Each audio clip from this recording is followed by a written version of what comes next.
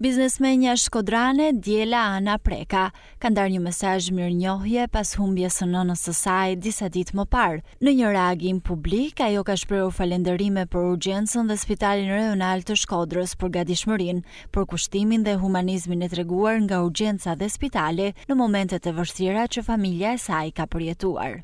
Në radhë parë duhet falenderoj urgjencën, gjithë stafin që kanë qenë në mënyrë urgjente tek familja jonë.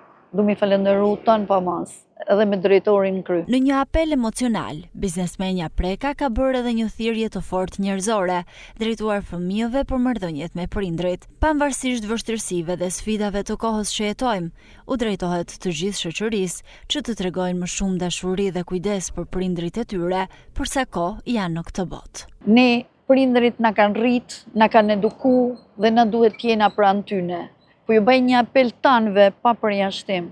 Doni prind sa ma shumë kur janë gjallë, sepse edhe ne jena prind, edhe ju do të baheni prind. Ju lutem, vitem këtë gjallë shifnje me shumë seriozitet. Mesazhi biznesmenes Djela Ana Preka është një reflektim mbi mirënjohjen, familjen dhe rëndësinë e lidhjeve njerëzore në jetën e përditshme, për të ritmit të shpejtë ditëve të sotme dhe problemeve sociale me të cilat përballet shoqëria shqiptare.